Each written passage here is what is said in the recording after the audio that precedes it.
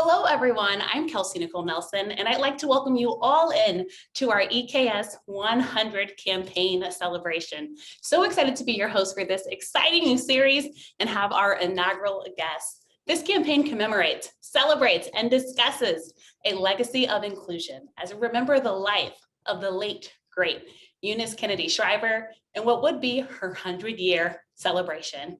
Joining me today is none other than Natasha Hunt Lee. She is a member of the inaugural Founders Council and also an NYU educated singer and songwriter, properly living now in Los Angeles, California. Natasha, thanks so much for joining me. How are you today? Good. Thank you so much for having me. I really appreciate it. It's my pleasure. It's my pleasure. And again, we're here for a celebration, right? We're talking about just the life and legacy of someone who helped to really change the world and change how we all talk about inclusion. So first off, to kick it off, to make sure that everyone in our listening audience even knows what the Founders Council is, can you make sure that you describe it to us? Why was this started? Why was this founded? And how is it serving on a council with your cousins and with the other grandchildren of Eunice Kennedy Shriver? First and foremost, Special Olympics, it's a beast, right? Like everybody knows what it is. It's so powerful. And I think because of that, it often gets confused for what it is. And I think often people kind of think of it sweetly or fondly. And of course, it makes people feel really good. So it should be thought of like that. But it's not like an awe. And I don't think that grandma ever wanted it to be like an, oh, that's so great. She was like, this is about competition. And it's like what's brought my family together, what we think is fun and what's empowering. And we want that to be the main purpose here, whether or not we deal with health, whether or not we deal with music, whether or not we have really cool kind of offshoots of Special Olympics. This is about competing in sport.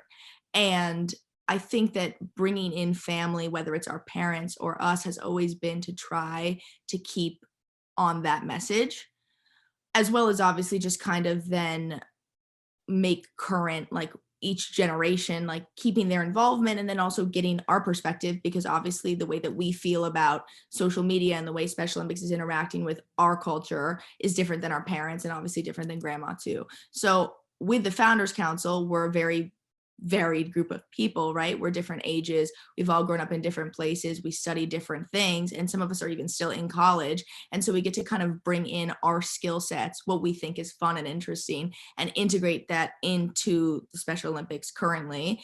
And then also try to like honor the original idea and message.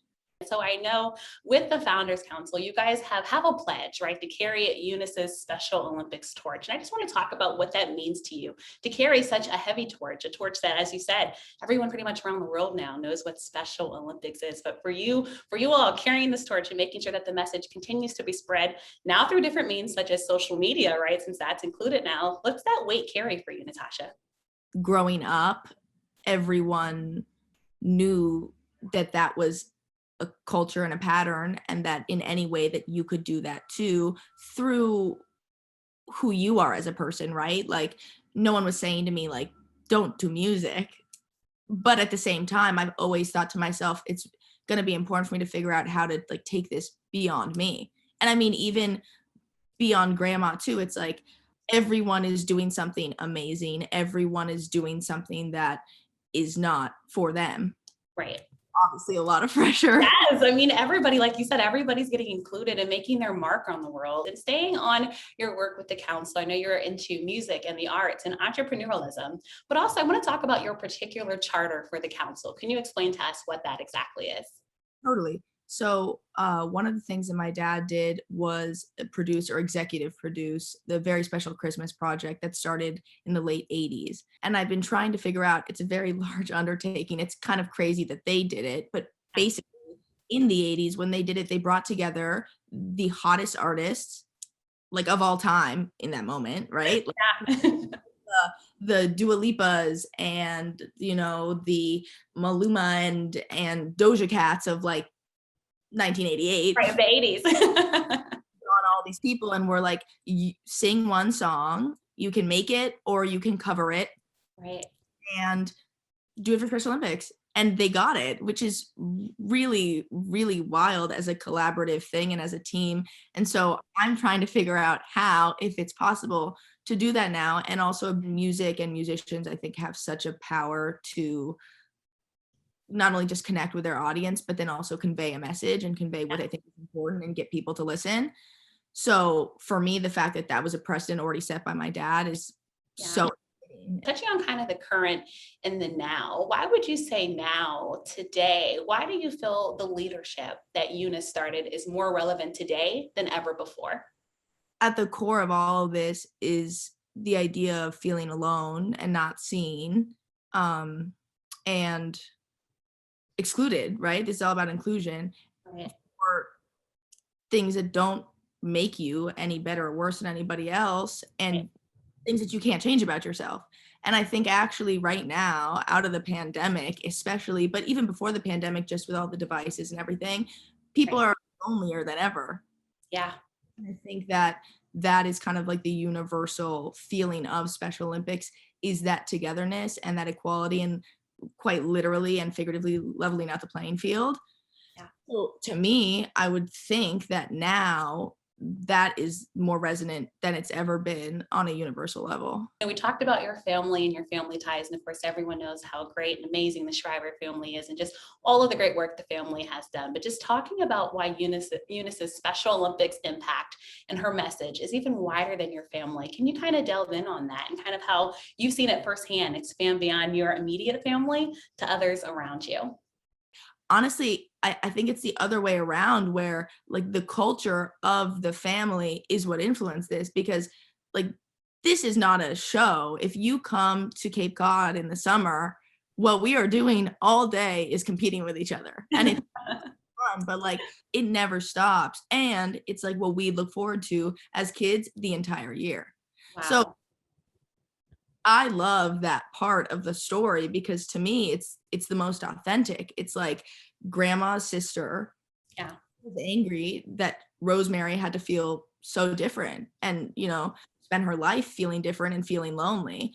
And then on top of it, sports, in fact, and competition and the empowerment of that is every day for us. So they like seamlessly integrate because they're just the truth. We love to hear that. You know, again, staying on Eunice's legacy in your family, you know, going from Camp Shriver to Special Olympics, which now serves 5.5 million athletes in 190 countries. Just wow. I mean, expanding from that Bethesda, Maryland home to now being global. We're talking about worldwide, Natasha. That's something that everybody, you know, wants to do. If your grandmother could look down, you know, and say something to you all right now, what do you think she'd say to you all? Just seeing the growth of Special Olympics, and you guys aren't done yet. I know it's going to continue to grow, and those numbers are going to continue to level up. Yeah, I think she'd be like, so what did you do today?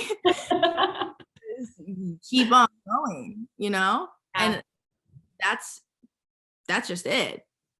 And that is if she didn't have that attitude, it wouldn't be like that. And it wouldn't have grown so quickly and so powerfully. And I think part of the competition, part of the games, part of everything is like, keep going. You know what I mean? Don't just sit around. Why sit around when you have the energy and you're young and you have the ideas and you have everything that you could possibly want? Go do something with it. Yeah, I completely agree. I mean, even just hearing you say that, and it's why I'm excited for the future of Special Olympics. And actually, one more before I let you go. What's your fondest memory of your grandmother?